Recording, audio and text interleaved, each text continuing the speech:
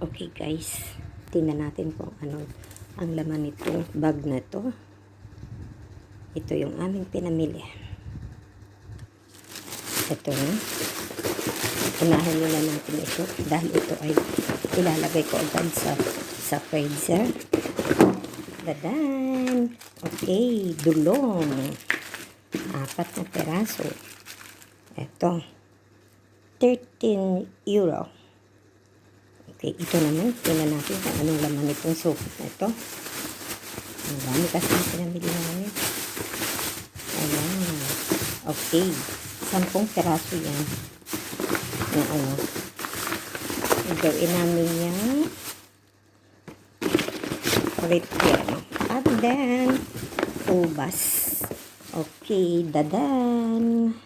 Ilagay muna natin sa kabilang tabi. At ito naman siya. Ang halaga niyan ay magkano? 27. Buksan natin kung ano itong 27 ang halaga na yan. Wow. Uy. Ang daming isda. Yan. Okay. Isda. 4 na piraso. Orata. And then, ano ito? May kasama siya, isda pa rin. Halaga niyan, 27 na agad, guys. 4 na orata. At saka, ano siya? Salmon. 3 peraso. 3 gayat na salmon. Diba? Yan. Ilagay ko muna sa rep bago ko ayusin mamaya. Ito din ano, ilalagay ko ang iba sa, ang mga isa't kalahati siguro nito, lulutuin ko ngayong tanghali, ipiprito ko, tapos magugulay ako. Punta kasi dito yung mag-asawa ng kapatid ko. Ayan o, dami kong gayatin guys. Kaya sobrang busy. Sobrang busy ako. Dami kong gayatin. At ito naman siya, yung supot na yan, kung anong laman. 11 euro and 30 cents. Tingnan natin kung ano to. Isang buong tabayag, pinagputol-putol na dahil hindi magkasya sa sa aming lalagyan. And then, dalawang dahil gagamitin daw ng anak ko, 2 peraso. Ang dami naman na rin. Isasama siya daw ay magkakaldereta. Diba? Ayan. Pangkaldereta daw niya, gagamitin.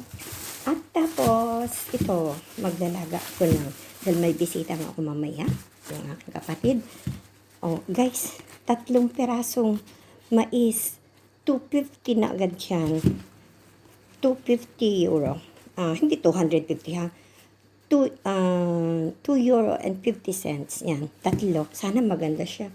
At saka, yun, laglag na yung isa. Nagtalo na yung mais. At talong. Ito. Kung sa atin ba? Ano ba ito kung sa atin? Parang inaraw-araw. Pero maganda siya. Pumili ako eh. Ako pumili. Nakakapili naman.